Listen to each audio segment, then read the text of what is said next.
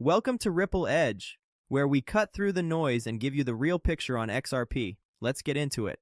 Brad Garlinghouse just spent a day in Washington sitting across from the most powerful senators in the United States, and the Clarity Act timeline is not what most channels are telling you. If you think this is just another soon story, stay with me, because the details buried in this update change the calculus entirely. If you're new here, hit subscribe right now. We move fast and we do not repeat ourselves. Here's what they won't say. While social media was melting down last week because Tim Scott's published schedule did not include a Clarity Act markup, the actual deadline people are panicking about does not exist yet. Paradigm's VP of Regulatory Affairs, Justin Slaughter, was direct about this. The real-time crunch does not begin until after Memorial Day. That gives senators roughly 6 to 7 weeks to move this out of the banking committee and get it to the Senate floor, and beyond that, the realistic working window before the legislative calendar gets too crowded runs to about 12 to 13 weeks total. So the bill is not dead. It is not dying. It is finishing. Now here's where it gets sharp. Brad Garlinghouse was not just in D.C. taking photos. He sat down personally with Senator Hagerty, Senator Bernie Moreno, Senator Tim Scott, Senator John Boozman, and Patrick Witt, the crypto advisor inside the White House. That is not a networking lunch. That is a final push from the CEO of one of the most regulated companies in the digital asset space, walking the halls of the Senate to make sure the people writing the bill understand exactly what is at stake. Garlinghouse came out of those meetings and said publicly, "We are closer than ever." That is not a throwaway line from someone who has been in a 5-year legal war with the SEC. That is a signal. Let's decode where the bill actually stands right now. Senate Banking Committee staff are in the final stages of adding language to the bill. The two issues that were once the biggest blockers, DeFi and stablecoin yield, are described by sources close to the negotiations as largely resolved. What is still being finalized comes down to ethics provisions and tokenization language. The ethics piece matters because of the public dispute between Tron founder Justin Sun and World Liberty Financial, which has given Democratic senators like Adam Schiff ammunition to push for stricter conduct requirements around crypto projects with political ties. Whether that becomes a serious obstacle or a speed bump is genuinely unclear right now, but the core structure of the bill is not in jeopardy. Senator Tom Tillis has said he is aiming to release the draft text resolving the stablecoin yield compromise this week. Tim Scott went on Fox News and laid out 3 remaining items: the rewards issue, the DeFi piece, and getting every Republican aligned, and said he believes all 3 can be resolved within a matter of weeks. His language was optimistic and specific. He is aiming to close this before the end of summer. Here is where I want to be straight with you. Scott's admission that not every Republican is on the same page right now is the one thing in this update that deserves real attention, because the math is tight. You need a handful of Democrats to cross over, and that only works if you already have every Republican locked in. If even 2 or 3 Republicans are still negotiating internal carve-outs or ethics language, that is a problem. Not a fatal one, but a real one.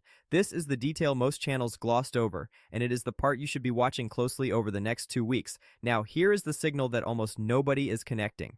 Jamie Dimon, the CEO of JP Morgan, the man who once called Bitcoin a fraud, made positive comments about digital assets publicly. The interpretation from serious market watchers is not that Dimon had a change of heart, it is that a deal has been reached behind the scenes. When the head of the largest bank in America starts softening his public language on crypto at exactly the moment the Clarity Act is in its final negotiation phase, that is not a coincidence. That is a signal that the banking sector has gotten enough of what it wanted in the stablecoin yield compromise to stop opposing the bill, and when the banks stop fighting it, the bill moves. The real play is this. Let's talk about what actually happens to XRP if the Clarity Act crosses the finish line.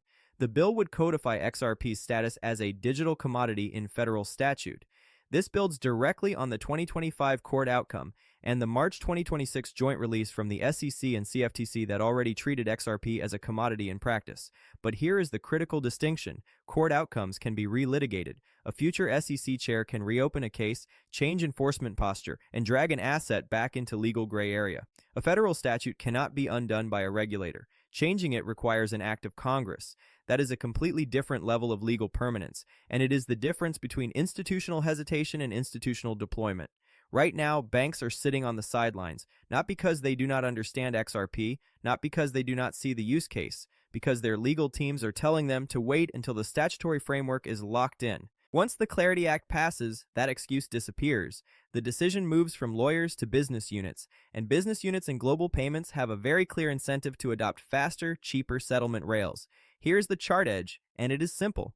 Look at the competitive matrix. XRP carries regulatory edge from Clarity Act momentum, operates on a network with RLUSD already approved by the New York Department of Financial Services, and is actively positioned for the 2026 narrative of payments plus stablecoins plus emerging yield products.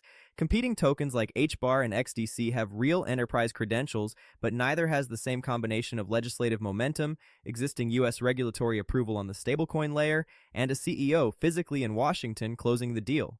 The gap on regulatory positioning is not narrow, it is significant. Now here's the institutional unlock that matters. Once XRP is formally in the commodity bucket under U.S. law, exchanges and custodians can expand listings, derivatives, and structured products without the legal gray area that has kept the biggest players cautious.